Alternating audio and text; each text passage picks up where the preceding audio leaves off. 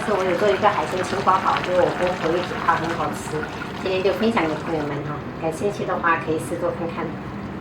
首先我们先泡这个海鲜干货，准备一点这种鱿鱼干，再加一点干贝哈，给它剪成粗一点的条。一般我们本身食材比较清淡的话，我们都喜欢用这种海鲜干货去吊汤，就会非常的鲜。然后给它泡个20分钟。葱姜蒜我们切一切哈，就是直接切片就可以。点缀的话，我们就用点红椒丝跟这个香菜段就可以了。肥肉我们先给它改刀哈，然后再给它切成细条。这2个黄瓜花了4块8毛8，是这样子的。这个用来煮汤的话，或者是这样子用海鲜焖着吃也很好吃。去皮以后我们就对破哈，然后用汤匙把这个囊给它挖掉，不要，因为这个囊的水分比较多哈，而且吃起来它就是没有那么脆爽。这个等一下让我婆婆拿回去喂鸡呀。切的时候也是有讲究的哈，是这样子拿着，这样子切哈，大白菜都是这样切的。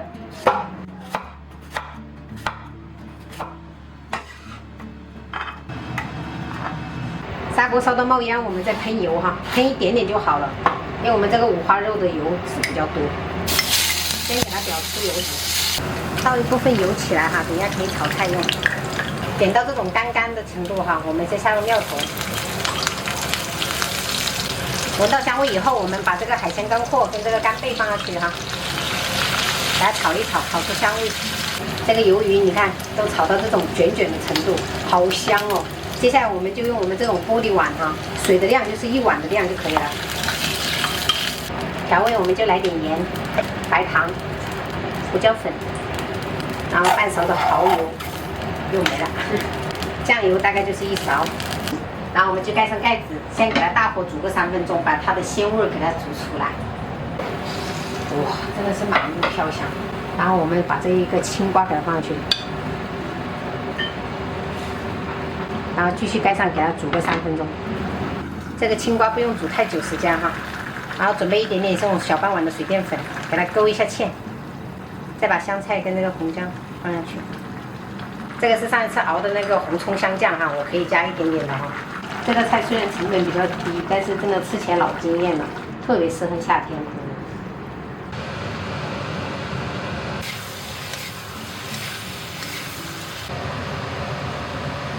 开饭了，朋友们，炒了一个肉末烧茄子，然后蒸蛋。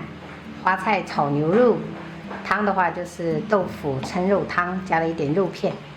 这是海鲜青瓜煲，我们今天就这样吃。青椒，开你饭慢啊！会不会热啊？会不会要不要开空调？开了。好。开它那不滚热，因为太热了。滚。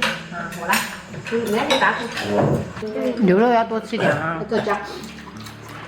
我也要多加。对。我爱吃这种吧。我会夹了，妈妈我会夹了。可以。小辣鸡，感觉黄姜辣吗？不辣。不够。我最喜欢姜了。谢谢。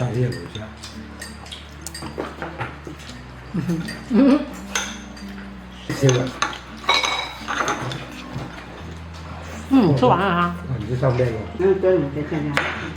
啊，它多啊。这2个才食了。这多啦，这滚汤。你快吃点。你看个吧，你真的看个吧，我的港规怎么是我这里的？今天拢冇讲。哇，牙紧哦！